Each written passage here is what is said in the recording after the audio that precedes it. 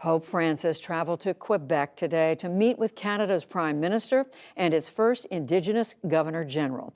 It's part of his week-long tour of Canada, where he is apologizing for the Catholic Church's role in running residential schools, very similar to ones across the United States, that tried to eradicate Native cultures.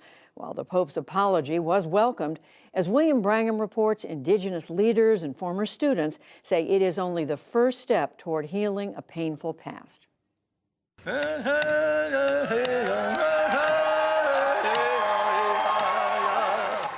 Where the Catholic Church once exploited and denigrated Indigenous culture, Indigenous leaders this week offered the Pope a symbol of that culture. Survivors of Canada's Catholic boarding schools, now grown and gray, carried a red cloth with the names of more than 4,000 Indigenous students who died or disappeared from those places. In the native Musqueambias community, the Roman Catholic leader issued a historical apology.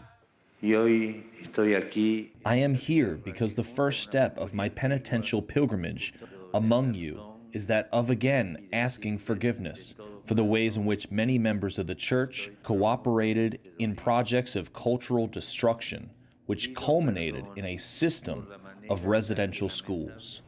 Survivors of those schools shared some of the lingering impacts they've endured. I went to the residential school in Lower Post, and I went through a lot of stuff, and I lost all my family. We've been pressing for a papal apology for years and years. Phil Fontaine is a Canadian Indigenous leader who, starting at the age of 6, spent 10 years in the residential school system. Back in the early 90s, on Canadian TV, Fontaine was one of the very first to publicly describe the abuse he suffered.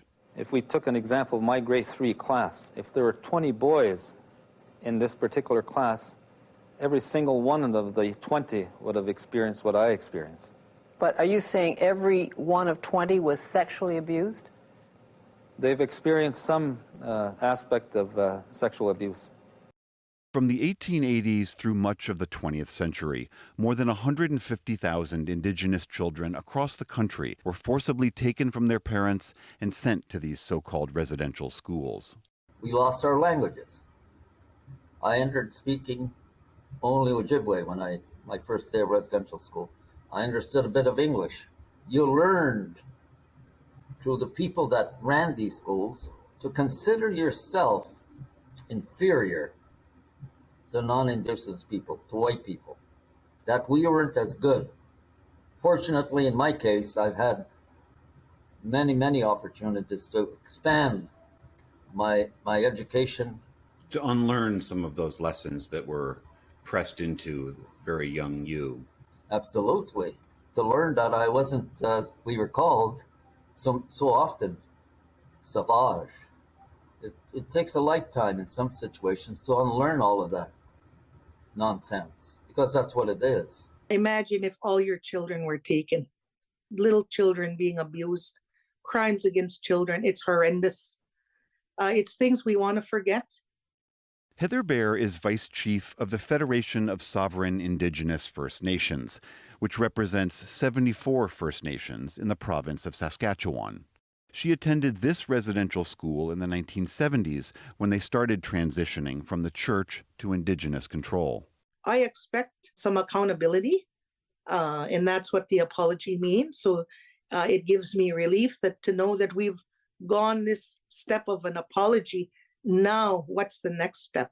The treatment of children in Indian residential schools is a sad chapter in our history.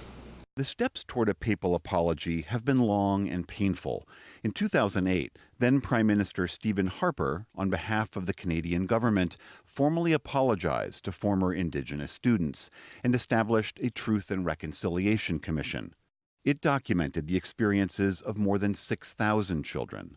In 2015, the commission concluded that, quote, children were abused physically and sexually, and they died in the schools in numbers that would not have been tolerated in any school system anywhere in the country or in the world. Over the last year, across various school sites, archaeologists have discovered hundreds of unmarked graves, prompting calls for an investigation. to identify who is buried where, we will need to access records. And the Catholic Church kept meticulous records. The Catholic Church ran about 60% of the schools, but for decades it resisted calls that it apologize. Fontaine himself met with Pope Benedict in 2009, but it wasn't until this year, at another meeting, that Pope Francis apologized and pledged to do it again in Canada. Does it frustrate you that it has taken so many years for this to happen? Persistence is so important.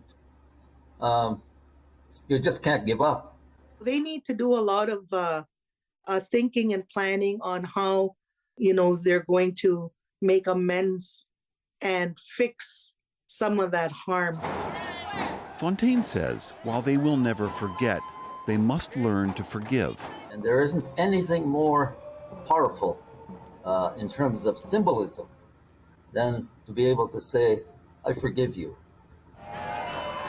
But for many, those whose emotional wounds persist to this day, even as the Pope asks for forgiveness, that forgiveness does not come easily. For the PBS NewsHour, I'm William Brangham.